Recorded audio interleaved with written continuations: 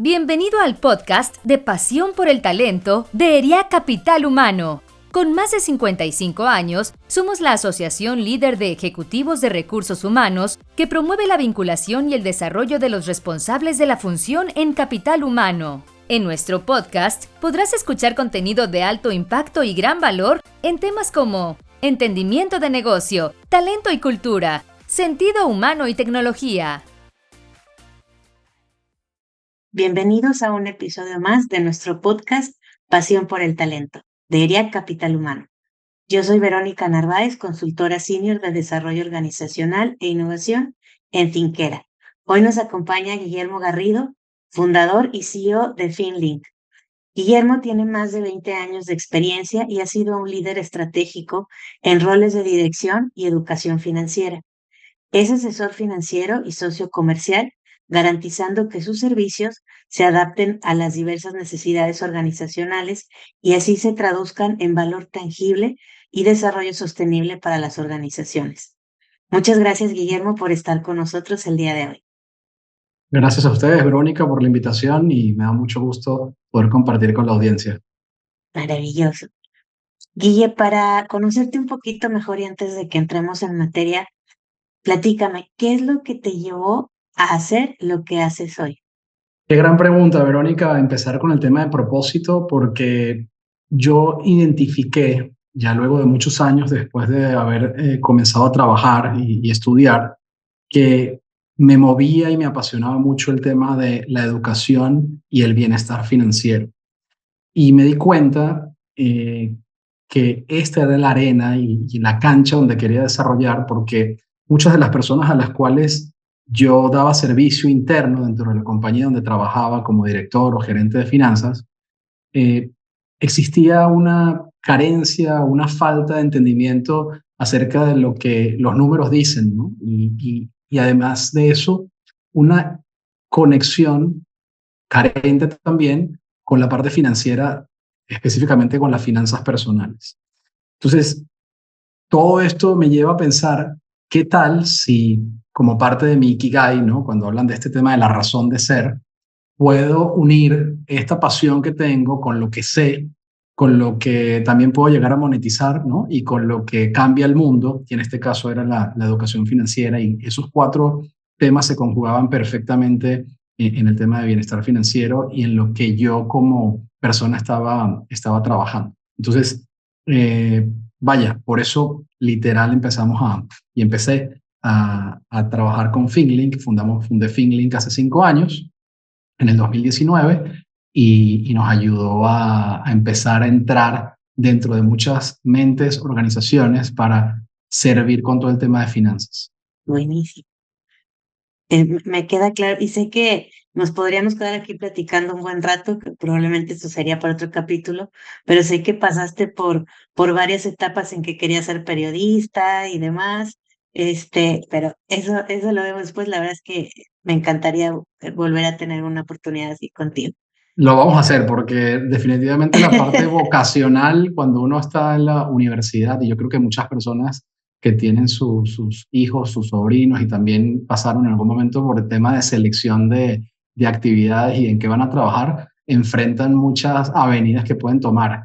Y después me di cuenta que se pueden conjugar muchas. A veces uno piensa que uno se decide por un solo camino y que eso lo va ¿cómo se llama? A encuadrar o enmarcar completamente, hacer A algo en limitar de alguna específico o a manera. limitar y realmente puedes hacer muchas cosas. Y Ujú. ahora yo creo que todos somos periodistas un poco, ¿no? O sea, todos ahora hacemos podcast, todos hacemos entrevistas, estamos en paneles, hacemos conferencias y yo cada Claro. vez lo disfruto más y me di cuenta que así como dices, que eso era parte también de una vena que yo traía por allí activa.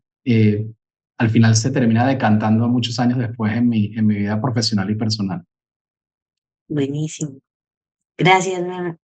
Eh, la planeación financiera empresarial es un proceso esencial para garantizar la sostenibilidad y el crecimiento de una organización.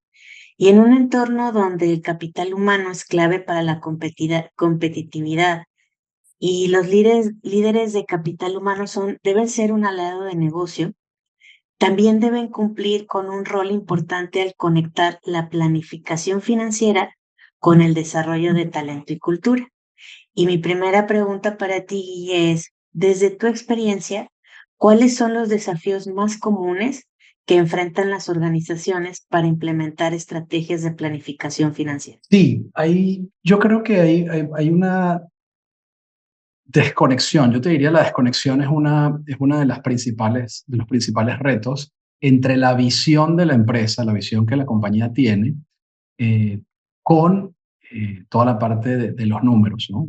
Hay muchas compañías que saben cuál es su misión, saben cuál es su propósito, saben cuál es su visión. Algunos lo trabajan por misión, visión, otros lo trabajan por el círculo dorado, ¿no? Que este famoso círculo del por qué, el cómo y el qué.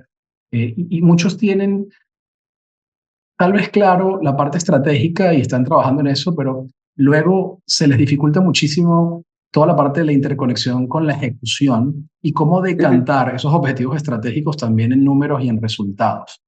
Entonces, ese hilo conductor que existe entre la planeación estratégica y la planeación financiera es una de las principales defensas o tenemos que ser embajadores en la parte de capital humano, también como equipo de finanzas, en buscar la forma de promover cada vez más esa interconexión entre esos objetivos, porque si no, se queda un sueño plasmado en un mapa estratégico que definitivamente el resto del equipo no entiende cómo va a hacer que ese sueño se cumpla. Y nosotros debemos verbalizar, y está en nosotros también el liderazgo y la responsabilidad de verbalizar y declarar y decretar esos números que van atados a esa visión para poder hacer que suceda y que no se quede nada más en un sueño sin secuencia, ¿no? Y sin acción. Entonces, para mí uno de los principales retos es ese, ¿no? La interconexión entre esos objetivos estratégicos y toda la parte de la ejecución a través de la planeación financiera, a través de los números. Y otro tema muy relevante que se vuelve un reto y se vuelve también cuesta arriba es literal los números por los números. ¿Qué quiero decir? No es recitar una receta, valga la redundancia, mágica o una receta de cocina en donde yo digo que la fórmula es A, B o que el resultado es 20 o 30 o 50, sino realmente es qué hay detrás de ese número. ¿Qué existe detrás de ese número que yo estoy declarando, que yo estoy viendo? ¿Cuáles son las acciones principales que contienen a esos números? Entonces, es decir, y contar la historia. Muchas veces no nos damos cuenta que un estado financiero, como un balance, un estado de resultados, un flujo de caja, tiene una historia detrás. Así como una persona tiene una historia detrás. Si hablamos de capital humano, podríamos decir, oye, las personas de capital humano llevan a Juan, a Pedro, a María, a Verónica, ¿no? Y podríamos decir, lo podríamos contar hasta por headcounts, ¿no? Como lo dicen, por cabezas, ¿no? Por recursos. Y podríamos quedarnos hasta ahí. Pero el buen líder de capital humano sabe que no es nada más Verónica, María, Juan y Pedro, sino que hay sentimientos, valores, acciones, decisiones. Hay una vida personal y de negocios detrás de cada una de esas personas. Lo mismo pasa con los números. Si yo veo un estado financiero, si yo veo una línea de P&L, de Profit and Loss, si veo un número específico, existe una historia detrás de ese número. Yo quiero saber cuál es. Ahí es donde está la belleza, porque cuando uno descubre qué historia existe detrás de ese número, puedes literal contar y puedes saber qué otras acciones puedes tomar para mejorar ese número, porque al final eso es lo que necesitamos, medirlo para mejorarlo, como decía el gran Peter Drucker, ¿no? Lo que no se mide no se mejora. Entonces hay que buscar la forma de contar la historia de lo que hay detrás de los números y de interconectar con los objetivos estratégicos y atarlo a la visión de negocios, sea cual sea la visión de negocios que en ese momento definamos como propósito de la compañía. Buenísimo. Entonces aquí creo que es como hasta un poco, podría verse como película de Disney, de si te quedas calladito y pones atención, escucharás la historia que te quieren contar este reporte financiero. Y este no necesariamente es el caso, pero ya es que dicen que mejores historias se han contado en Excel que en Word. Entonces sí hay Sí, mucho trasfondo. y al final, como dicen, ¿no? O sea, un PowerPoint o un Google Slides o un Excel o un Google Sheets lo aguanta todo, ¿no? La cuestión es qué hay detrás. Por eso las grandes corporaciones el día de hoy como por ejemplo Amazon y todo este tema del movimiento de Jeff Bezos en contra de los PowerPoints y que exista más bien una discusión y no tanto una presentación, hacen que la discusión y el debate sea mucho más rico, porque de ahí Ujú. sacas mucha información valiosa y haces que las personas estén completamente conectadas en la sesión, ¿no? Y que la comunicación fluya mucho mejor porque hay un debate mucho más eh, sin una presentación detrás, o sea, es mucho más real, es como una Claro. conversación, porque al final es una conversación lo que promueve, digamos, todo este tema de los slides. Entonces, sí, no se trata ni de esconder números, ni de recitar números, se trata de contar la historia que hay detrás de un proyecto, Entenderla. que hay detrás, Claro. entenderla, poder defenderla, poder retarla, ¿cierto? Para que sea Ujú. mucho más rico el ambiente de trabajo, ¿no? Y la colaboración. Oye, y hablando de esto, Guille, ¿cuáles son las habilidades, tú pensando en los líderes de capital humano, cuáles son las habilidades que tú crees que debe tener un líder de capital humano para estar mejor preparados frente a aspectos financieros? O sea, cuando llega, debe estar en la mesa grande la gente de capital humano también. ¿Qué habilidades debe tener o qué debe desarrollar? Mira, hay muchas, yo creo que te voy a mencionar tres, ¿no? Que se me vienen ahorita a la mente, ¿no? La primera es esta parte de business acumen y toda esta parte de visión de negocios, que en inglés, a español se traduce como visión de Ujú, negocios. Y la ujú, visión de negocios no es más que entender cómo funciona un modelo de negocios, entender cómo funciona la empresa. A veces nos quedamos pensando, business acumen, visión de negocios, ¿qué querrá decir eso? Y por allí tengo, y hemos conversado en algunas otras ocasiones de un libro que yo siempre recomiendo que es muy poderoso, que se llama What the CEO Wants You to Know, que quiere el director financiero, perdón, el director general que conozcas, Ram Charan, y habla de todo este tema de esta cualidad que tiene la gente de inteligencia callejera, ¿no? Esta parte de concepto de street smart.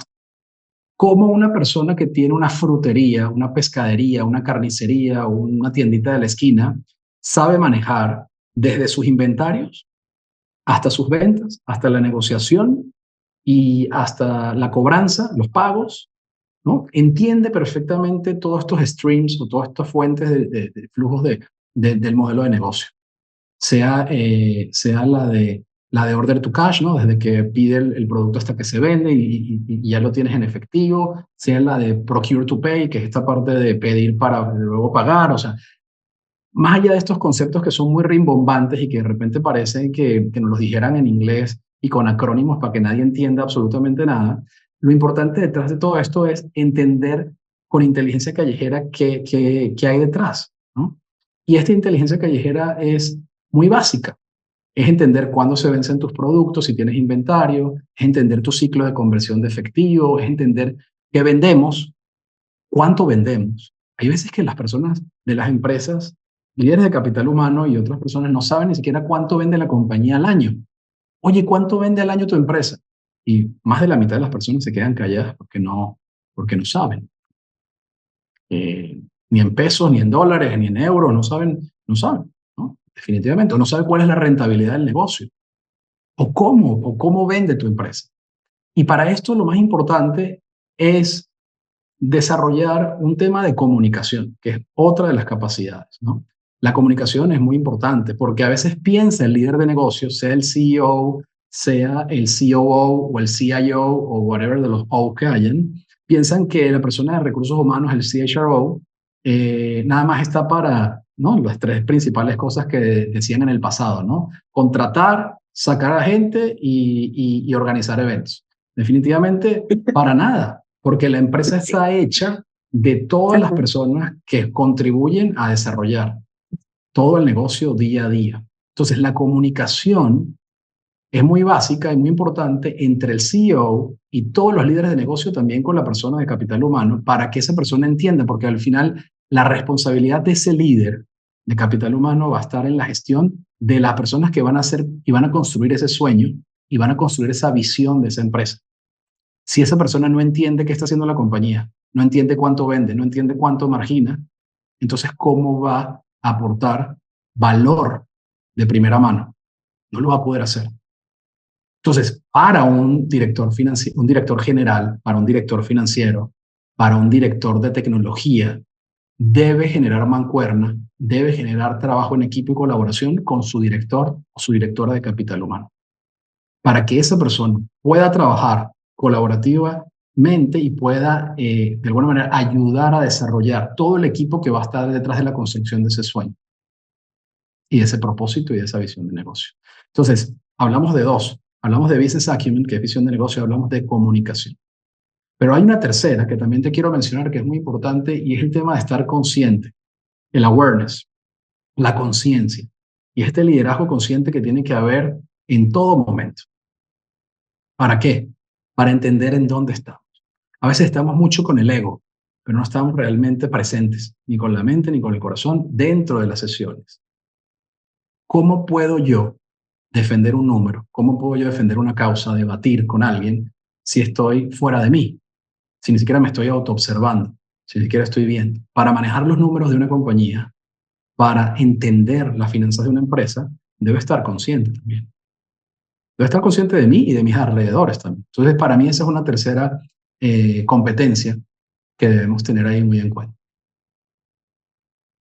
Maravilloso. Y fíjate que conecta mucho con lo que habías comentado antes del tema de decantar y la información. Y es súper importante el tema de comunicación porque igual te tocó cuando estabas en tus primeros años, que me acuerdo que en algún momento estuviste muy ligado a Kodak y tal.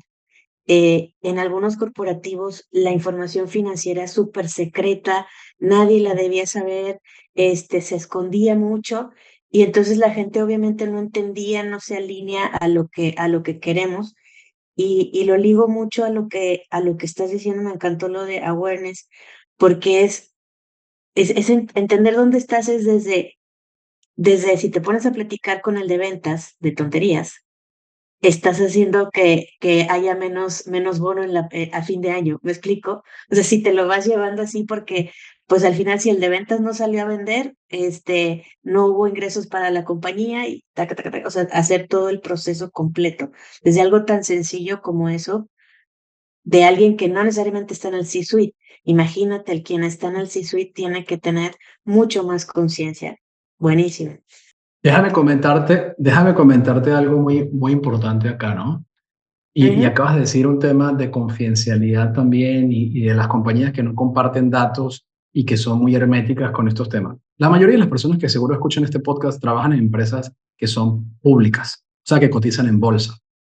Yo podré decir fácilmente seguro que el 70% de las personas que escuchan este podcast podrán meterse a Yahoo Finance y consultar los resultados financieros de sus conglomerados o de sus compañías a nivel global, ¿no?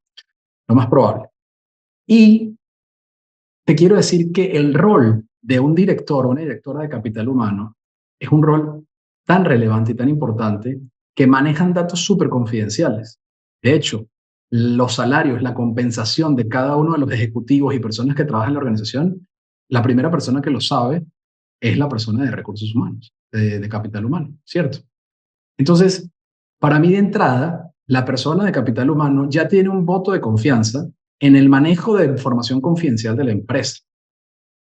Quiere decir que los financieros son todavía un adicional a lo que esa persona ya maneja, porque esa persona ya maneja otros datos, maneja los salarios de todos nosotros, ¿cierto? De las personas que están trabajando en la corporación. Tiene información privilegiada. O sea que podría, con la confianza que ya tiene y con todo lo que ya maneja, de entrada ya podrían darle todavía más cancha y esa persona podría tomarse también el atrevimiento de sentarse con personas dentro del equipo de liderazgo de finanzas a preguntar, oye, yo quiero saber, yo quiero entender, quisiera entender un poquito más, dame información. No, no es que es información confidencial la que manejo yo de capital humano, que sé los salarios de todos los que estamos acá, ¿cierto? Entonces, no es una excusa para nada, y lo digo en el buen sentido, más bien aprovechemos ese rol que tenemos, aprovechemos esa confianza que ya existe en nosotros de entrada, de capital humano, para poder también tomar acción y tomar la oportunidad de conocer más de nuestra empresa a través de los números financieros. No podría estar más de acuerdo contigo.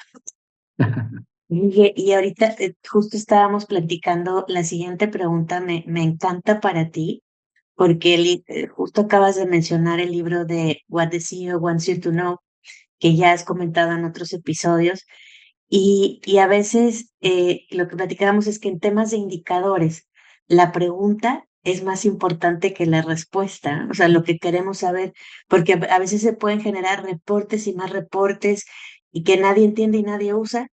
Sin embargo, cuando queremos hacer las preguntas importantes, no necesariamente sabemos cuáles o por dónde empezar. Entonces, aquí mi pregunta para ti es, ¿qué indicadores financieros crees que los líderes de recursos humanos deberían monitorear regularmente, incluso saber cuál es el impacto que tienen para garantizar una alineación entre el rendimiento financiero y una excelencia en la gestión del talento? Hay varios indicadores financieros, ¿no?, que una Ujú, persona de capital humano puede gestionar. Y yo empezaría por los básicos. Nuevamente, ujú, hablábamos de que muchas personas no conocen ni siquiera cuánto factura, o sea, cuál es la venta neta de su empresa anual. Entonces, yo ujú, empezaría por allí. Todas las personas deben saber cuánto claro. factura la compañía y cuánto creció esa empresa de este Ujú, año contra el anterior, si creció o decreció, ¿cierto? Por lo menos los últimos 2, 3 años, ¿no? Para entender cuál es la tendencia. Entonces, la ujú, venta neta, que es la parte de arriba del estado de resultados, es ujú. súper importante, ¿no? Como le llaman los americanos en este argot, toda la parte del top line, o sea, toda la parte de arriba del estado de resultados. Otro tema súper relevante y muy importante es que tienen que saber la rentabilidad. Y la rentabilidad se mide a diferentes niveles dentro del estado de resultados. Por ejemplo, Ujú, el margen bruto, ¿no?, de la empresa. También el EBITDA o la utilidad operativa, ¿no?, como porcentaje de la venta neta. Porque para un ser humano y para cualquiera de nosotros, obviamente es más fácil aprenderse un porcentaje que aprenderse un valor en absoluto, en dinero, ¿cierto? Entonces, saber cuánto vendes y cuántos son tus márgenes es algo fundamental dentro del manejo de una compañía. Entonces, esos dos indicadores de cajón de entrada y el crecimiento contra el año anterior, digamos, agregando esos tres, son cosas que deberíamos saber.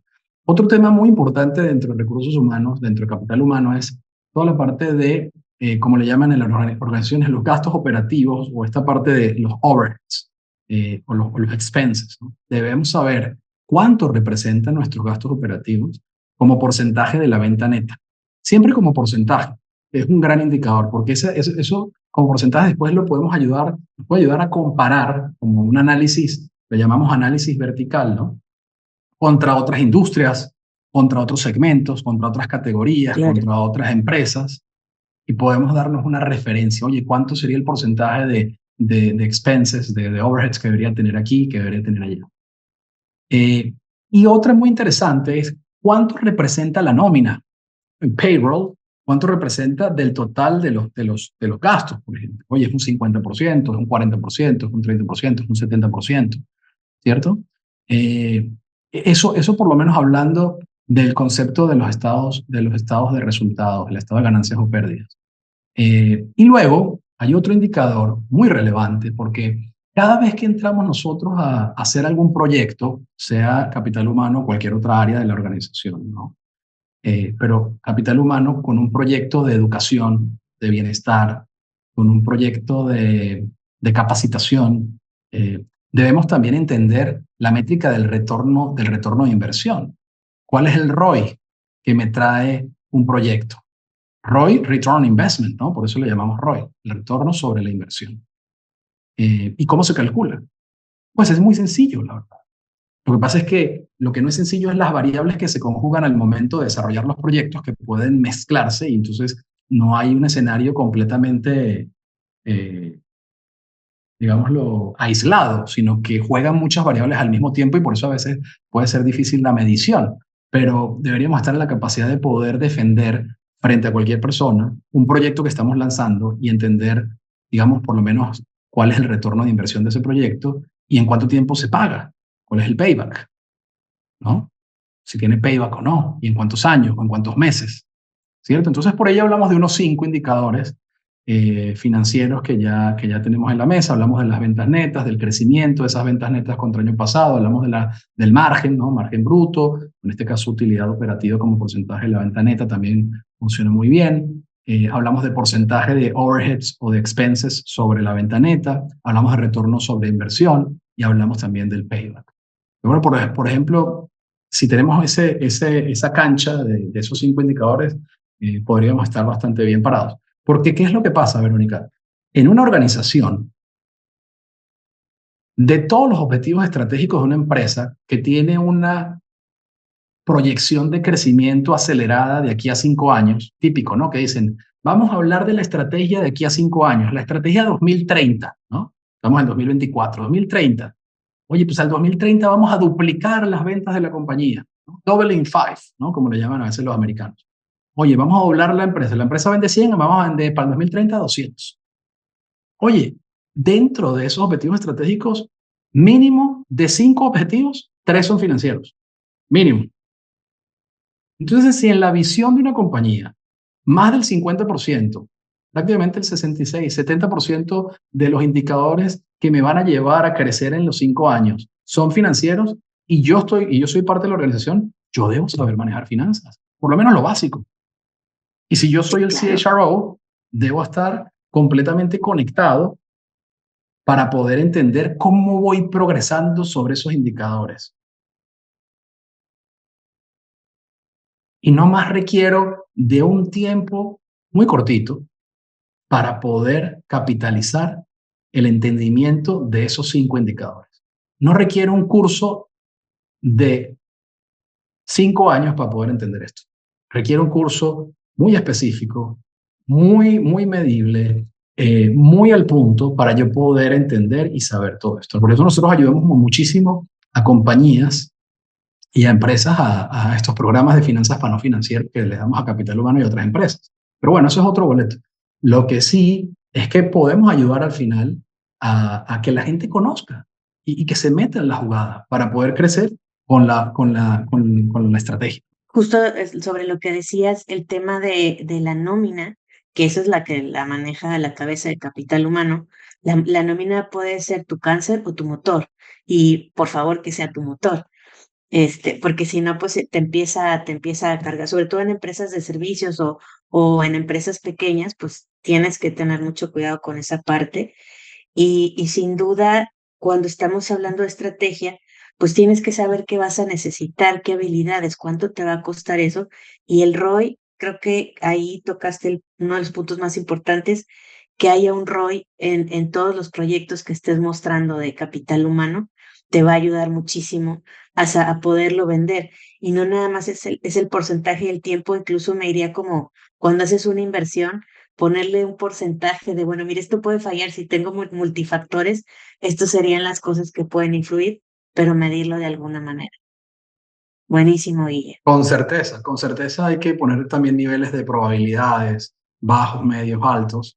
Y bueno, sabemos también que en capital humano también hay métricas, ¿no? En donde medimos la cantidad de HR Business Partners que hay por cada sección, ¿no? O sea, cada cantidad, por ejemplo, yo tengo una persona, un HR Business Partner por cada 100 personas o por cada 50 personas. O sea, hay también referencias de cuánto headcount o cuántas personas tengo por cada cantidad y cuántas personas esa persona de capital humano atiende, ¿no? Ahí también hay una métrica y eso es lo que habla de retorno de inversión también, ¿no? Al final. Sí, claro. Sí. Perfecto. Guille, esta pregunta viene con jiribirilla. Desde tu perspectiva, ¿qué estrategias de planeación financiera podrían apoyar mejor las iniciativas de diversidad, equidad e inclusión dentro de una organización? Bueno, primero que las empresas, yo creo que todas ya en este momento deberían tener ese esfuerzo, ¿no? De diversidad, equidad e inclusión. Yo creo que lo que tenemos que buscar más bien es que no nada más capital humano hable de diversidad, equidad e inclusión, sino que más bien finanzas sea también el promotor de todas estas estrategias. Y no nada más finanzas, sino también el resto de la organización y los líderes del C-suite, ¿no? Se piensa, ¿no? que estas estrategias vienen lideradas por capital humano y que se vuelven a lo mejor hasta un poco mandatorias. Sin embargo, lo que estamos dejando de ver es que la estrategia financiera que hay detrás de esto es la satisfacción de los colaboradores dentro de la organización. Y que esa satisfacción de los colaboradores dentro de la organización tiene un payback para la empresa. ¿Un payback en qué sentido? En que voy a gastar menos en rotación, voy a gastar menos en contratación, ¿cierto? Voy a gastar menos en las curvas de aprendizaje, porque cada vez que entra y sale una persona, pues obviamente, ¿qué nos toca? Volver a entrenar, volver a pagar, volver a esperar. Y lo que necesitamos ahorita es aprovechar el tiempo al máximo. Y no nos estamos dando cuenta que si no apoyamos estas estrategias de diversidad, equidad e inclusión, sabiendo que personas con diferentes habilidades pueden hacer el trabajo mejor de las que a lo mejor originalmente contratamos, nos estamos sesgando y nos estamos limitando a un solo pool de gente que nos está dejando un poco atrás. Entonces, al final esto se va a pagar y se va a pagar con tiempo y tiempo es dinero. Entonces, ahí es donde está la mayor estrategia, en donde nuestra estrategia, valga la redundancia, de diversidad, inclusión y equidad, puesta en marcha de una forma correcta, al final lo que hace es traerme ahorros en el largo plazo a través de la contratación, a través de la rotación y el tiempo invertido. Incluso creo que nos iríamos a temas de salud mental, etcétera, porque en otro episodio hablabas, decías, los hábitos que tiene alguien en sus temas financieros personales, seguramente los trae a la empresa. Entonces, yo creo que también los hábitos que tienes de salud física, salud mental, también los traes a la empresa. Entonces, eso cuesta y trae un tema, ¿no? Completamente. Y ahí te soy súper sincero. La verdad es que yo, así como otras personas que han pasado por temas de salud mental, temas de depresión y ansiedad, sabemos que existe una repercusión de no estar al 100% como persona dentro de la organización donde trabajas y más allá cuando las empresas están completamente ajenas a lo que está sucediendo y no les importa estos temas, ¿no? Tenemos que ser muy cuidadosos como líderes de organización, como líderes de capital humano, en entender que esto tiene un impacto grandísimo dentro de los números, dentro de los números de la empresa. El hecho de que una persona esté pasando por un proceso de salud mental, el hecho de que una persona no esté siendo tomada en cuenta en un momento específico, porque además, si somos bien cuidadosos y sabemos cómo es la personalidad, la interacción de una persona, en su día a día y vemos que esta persona no está actuando de esa forma, tenemos que buscar la manera de entender qué es lo que está sucediendo. Y es nuestra responsabilidad como líderes de la organización buscar enganchar, ¿no? y traer y conocer para que esto no decante en un problema en la organización y para la persona misma, ¿no? Entonces, sí, existe por allí toda la parte de salud mental y todo el bienestar integral de la persona cuando hablamos del bienestar físico, ¿no? El bienestar emocional, que también es parte del impacto de esta cultura de equidad, inclusión y diversidad. Para finalizar, ¿qué recomendaciones darías a los líderes y ejecutivos de capital humano para una mejor comprensión de los aspectos financieros y cómo aplicarlos para el desarrollo organizacional? Lo primero que tienen que hacer, Vero, es estar abiertas a querer aprender, ¿no? Quitarnos un poquito este miedo y este sesgo que tenemos que todo el tema de los números financieros ya es complejo, que las matemáticas o que los acrónimos, nosotros justo es lo que promovemos, ¿no? O sea, tratar de promover un lenguaje claro, transparente, directo, porque lo que existe detrás de las fórmulas matemáticas de los números son sumas, restas, multiplicaciones y divisiones. Créanme que no existen derivadas, ni integrales, ni cualquier otra operación mucho más compleja. Lo que existe prácticamente son las operaciones matemáticas básicas. Entonces, quitarnos este miedo y este sesgo, acercándonos a personas con las cuales confiemos, ¿no? Y que sepamos que conocen y que tienen esta vocación por ayudar y por enseñar y por servir. Utilicen esos contactos y ese network que tienen para conectar con algunas personas que puedan ayudarlos y ayudarlas a entender un poquito más de las finanzas explicadas desde una parte muy básica. Empecemos con negocios y con opciones que sean de negocios mucho más sencillos, ¿no? A veces potencialmente hay negocios que son más complejos, pero al final todo negocio tiene las mismas bases. Y esto lo vemos en los niños y en las niñas también. Nosotros damos muchos programas a niñas y niños y cuando ellos hacen su emprendimiento son venta de pasteles, venta de pulseras, venta de caramelos, de dulces, y entendemos que las mismas operaciones matemáticas de costos, gastos, inversiones, rentabilidad y todo esto aplican a esos modelos pequeños y después eso lo podemos llevar a gran escala. Entonces, mi sugerencia también es que con la gente de Capital Humano busquemos modelos sencillos, contenidos para poder explicar todos estos temas y después poderlo ir creciendo a medida que pasa. Y que se tomen el tiempo, ¿no? Y un espacio dentro de su agenda para poder aprender de esto semanalmente, bisemanalmente, mensualmente, y que tengan espacios de mentoría con personas que conozcan del tema y que les puedan ayudar a avanzar en el camino, porque si logran tener este complemento financiero dentro de su perfil, no les sirve nada más para la empresa que están ahorita, les sirve como persona profesional para poder desarrollar su carrera de aquí en adelante, ¿no? Sí, y yo creo que como conclusión, me quedo mucho con lo que nos estás contando, porque es hacer un hábito de ir haciendo ese músculo, de estar conscientes, el awareness que mencionabas, y sobre todo de saber escuchar las historias que te cuentan los números y las gráficas, ¿no? Que a mí me da mucha felicidad cuando veo a alguien que dice, esa gráfica tiene este error, y lo sabe porque le dijo una historia, ¿no? O sea, como que algo no suena, o algo sí suena, o me doy cuenta de este detalle, y es maravilloso. Te agradezco muchísimo, Guille, de verdad que lo que nos has compartido es oro molido. Tus aprendizajes, lo que nos compartas, lo que has aprendido en este camino de la vida. Y pues, si hay algo más que nos quieras contar, algo más que yo no te haya preguntado. Miren, yo les daría unas recomendaciones de libros que siempre me parece muy importante para que se los lleven a casa y los puedan comprar, los puedan leer.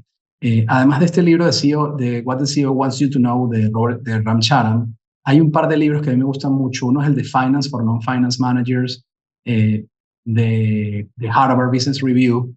Es un toolbook que es bastante pequeño, pero que tiene los principales conceptos financieros.